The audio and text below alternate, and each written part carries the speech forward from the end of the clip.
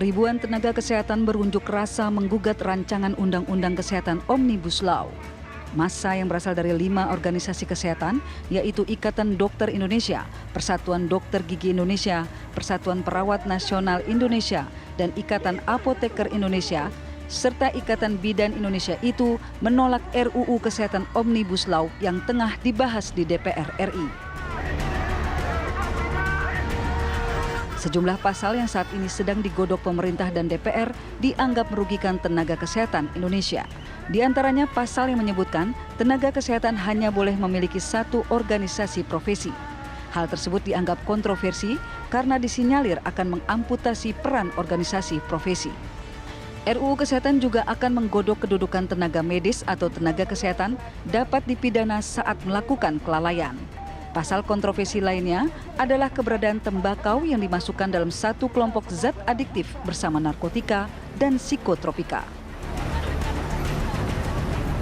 Lantas benarkah RUU Kesehatan Omnibus Law sepenuhnya merugikan tenaga kesehatan? Tim TV One mengabarkan.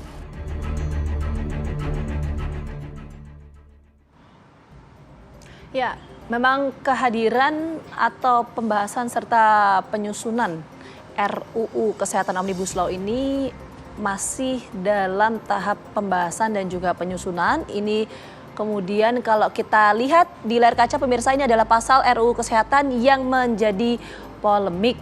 Salah satunya yaitu dianggap akan mengamputasi organisasi profesi. Ini di pasal 314 ayat 2. Dan ada beberapa pasal lainnya ini yang kalau kita lihat ya, Mbak ya, juga menjadi pembahasan di publik. Soal standar pendidikan kesehatan dan kompetensi yang disusun oleh Menteri, kemudian beberapa pihak lainnya. Artinya ini di bawah Kementerian Kesehatan, kurang lebih kalau saya rangkum seperti itu. Dan ada beberapa pasal lainnya. Nah, kita akan coba diskusikan hal ini mengenai pro kontra yang terjadi pasca adanya RUU Kesehatan Omnibus Law ini. Kita akan langsung sapa, sudah ada 2 orang narasumber yang bergabung bersama kami pagi hari ini. Saya akan sapa dulu, ada juru bicara Kementerian Kesehatan Republik Indonesia, Pak Muhammad Syahril. Selamat pagi, Pak Syahril. Ya, selamat pagi Mbak Vita dan Mas Bayu dan juga Dr. Adib Kubaidi. Oke, sudah dikenalkan juga oleh Pak Syahril. Terima kasih banyak karena berhubung sudah dikenalkan. Bergabung juga bersama kami di studio ada Pak Muhammad Adib Kumaidi, Ketua PBID. Selamat pagi Pak Adib. Selamat pagi. Oke. Selamat pagi Pak Syahril. Baik, tadi Vita sudah menyampaikan ada beberapa pasal ya yang menjadi pembahasan di RUU Kesehatan ini. Nah, kita pagi hari ini akan coba fokus pada satu hal mengenai adanya potensi pidana pada nakes bila dianggap lalai. Itu di pasal 462 ya di RUU Kesehatan ini.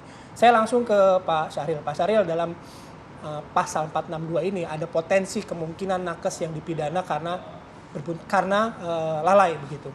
Nah, penjelasannya bagaimana atas lalai yang dimaksudkan dan kemudian apakah ini juga nanti akan selaras atau berhubungan langsung dengan KUHP pidana, Pak? Terima kasih. Jadi setiap pekerjaan, termasuk juga profesi, itu ada suatu resiko yang bisa terjadi ya. Nah, kalau di kesehatan adalah suatu risiko di mana yang disebut dengan kejadian yang tidak diinginkan, ya, macam-macam akibatnya. Nah, tentu saja dalam RUU ini sebetulnya kita mensimplifikasi ada 2 undang-undang yang berkaitan dengan perlindungan tenaga kesehatan. Satu adalah Undang-Undang Praktek Kedokteran, yang kedua Undang-Undang Kesehatan di tahun 2009. Semuanya sudah ada diatur di sana. Nah, di dalam rancangan undang-undang ini justru kita mengusulkan penambahan lebih pasal itu agar tenaga kesehatan ini betul-betul dilindungi. Sebagai contoh begini, jadi kita membuka ruang apabila dokter atau tenaga kesehatan yang lain dalam melakukan profesinya di rumah sakit atau dalam praktek, maka akan dilakukan penilaian ya, investigasi berdasarkan profesinya. Kalau dokter ya dilakukan oleh dokter, kalau perawat oleh perawat. Nah, berdasarkan profesi itulah akan dilihat sejauh mana seseorang tenaga kesehatan ini melakukan kelalaian atau kesalahan yang mengakibatkan suatu kejadian yang tidak diinginkan tadi. Nah, berikutnya apabila terjadi sengketa, tentu saja kita akan mengusulkan dalam pasal ini sebagai suatu pasal mediasi, ya, mediasi di luar pengadilan. Jadi tidak serta-merta dokter atau perawat ataupun tenaga kesehatan apabila melakukan suatu kelalaian atau kesalahan di dalam melaksanakan tugas profesinya itu serta-merta harus pidana, tidak. Justru kita lindungi di dalam melakukan profesi itu, yaitu melalui mediasi-mediasi di luar pengadilan. Dan tentu saja penyelesaian-penyelesaian juga ada di dalam disiplin profesi masing-masing. Kalau perawat ya disiplin profesi perawat, kalau dokter disiplin profesi kedokteran. Di situ ada Majelis Kode Etik Kedokteran Indonesia. Dan satu lagi ada pasal yang kita tambahkan yang belum ada sebelumnya, yaitu perlindungan kepada tenaga kesehatan yang sedang melakukan pendidikan. Ya, apabila melakukan suatu juga kelalaian atau kesalahan. Dan mereka berhak mendapatkan perlindungan pada saat melaksanakan praktek di rumah sakit tersebut dan juga mendapatkan perlindungan terhadap suatu kekerasan apapun dari masyarakat termasuk dari lingkungan sekitarnya. Jadi dia betul-betul diberikan suatu nuansa perlindungan hukum dan keamanan sekaligus kenyamanan bagi seorang tenaga yang akan mengikuti pendidikan kedokteran. Mas Ariel, itu kan bentuk-bentuk perlindungan yang tadi Anda sampaikan ya, jadi tidak langsung dipidana tapi ada mediasi begitu ya. Ya. Dokter Adib, Tidak. kalau memang ada ruang mediasi kan kata-kata kalau menurut Dokter Adib bagaimana? Kata-kata kelalaian dapat dipidana itu juga bukannya akhirnya ketika para nakes ini membaca risikonya besar menjadi nakes. Betul, jadi saya bicara dalam sebuah bentuk norma konkret sekarang. Di dalam sebuah undang-undang, rancangan undang yang disebutkan di sini, kita mau melihat tadi apa yang disampaikan kan normatif yang disampaikan oleh Pak Syahril. Ya. Kalau kita sekarang lihat di dalam draft, kita ingin mengajak sebenarnya para pemirsa sekalian membaca draft. Di pasal 187 disebutkan, rumah sakit tidak dapat dituntut sepanjang menjalankan pelayanan kesehatan untuk menyelamatkan nyawa manusia. Rumah sakit tidak dapat dituntut. Kita lihat di pasal 282. Di pasal 282, tenaga medis, tenaga kesehatan berhak mendapatkan perlindungan hukum sepanjang menjalankan sesuai dengan standar bla bla bla. Tapi kemudian di 320, 321, di 326 disebutkan bahwa yang mendapatkan kerugian ya masyarakat atau pasien bisa melakukan yang pertama menuntut. Ya.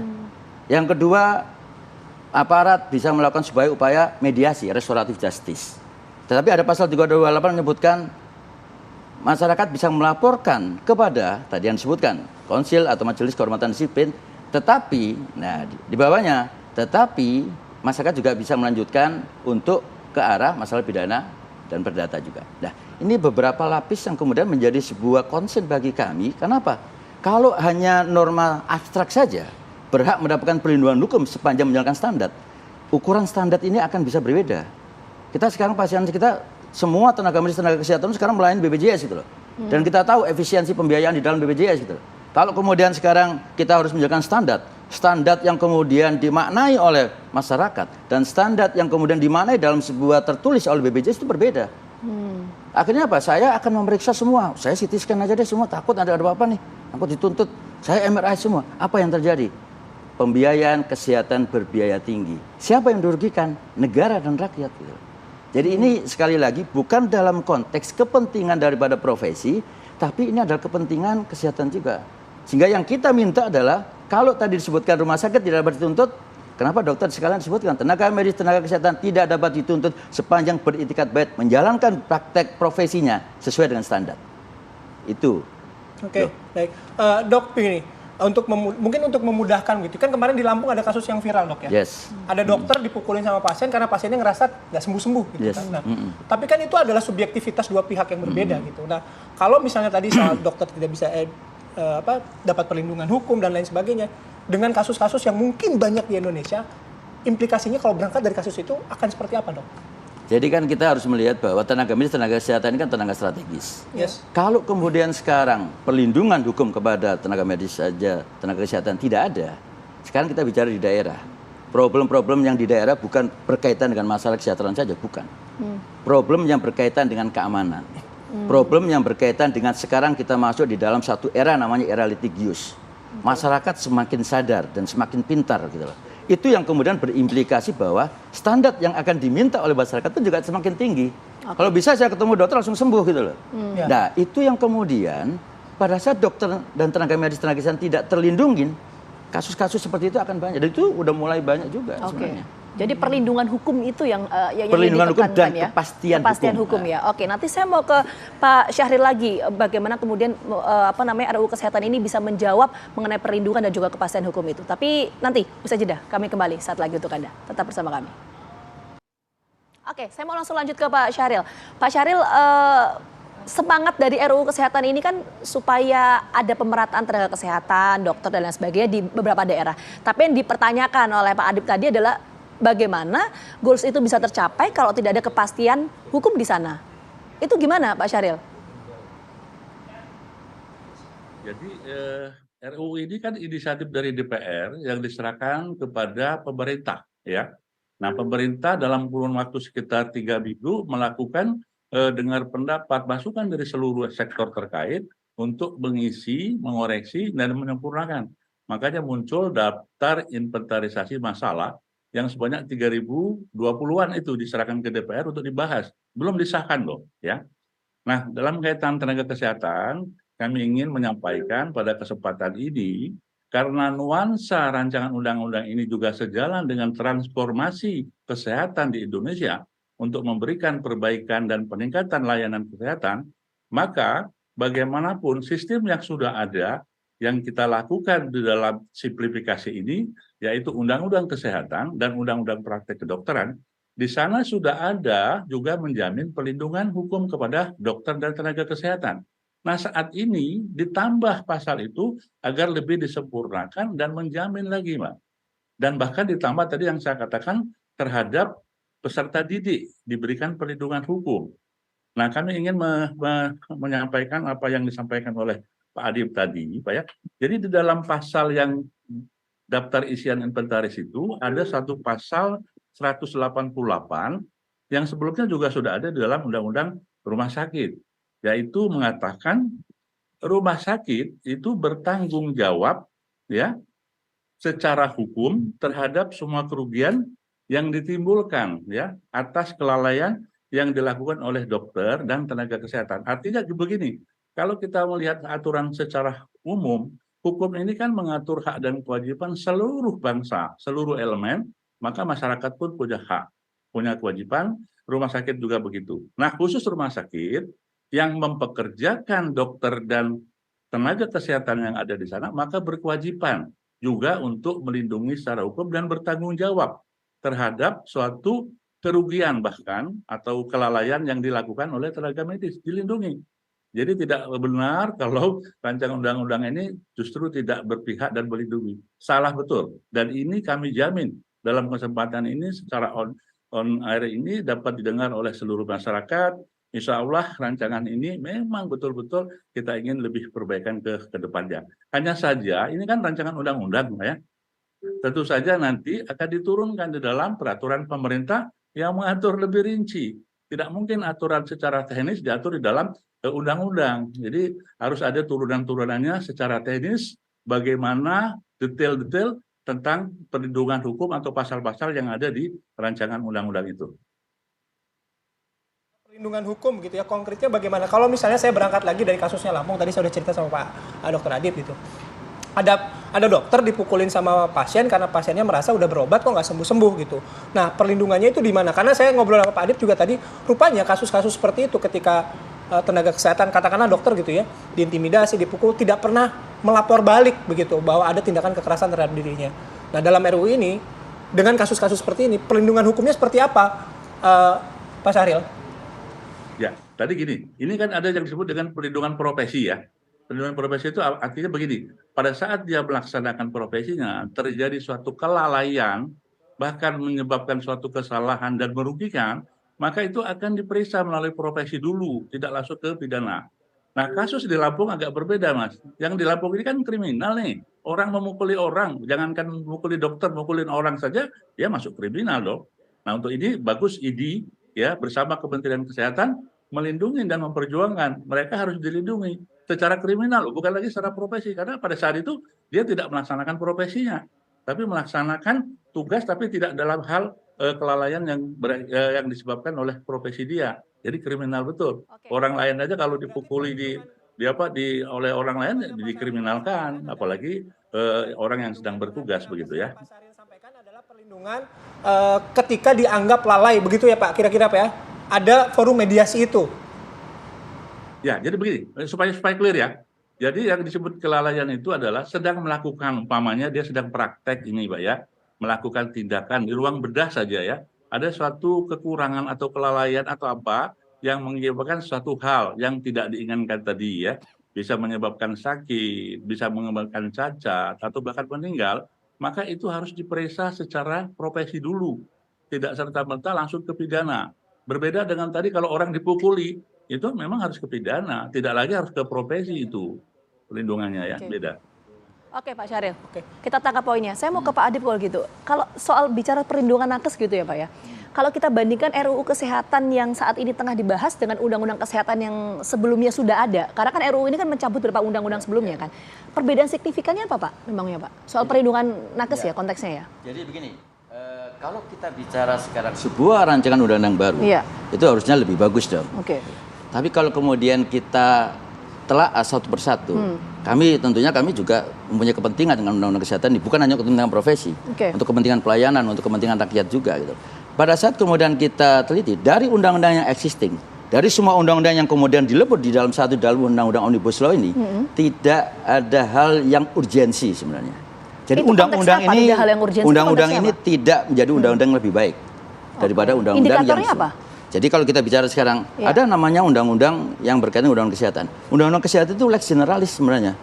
Tidak mengatur dalam satu bentuk undang-undang lex spesialisnya.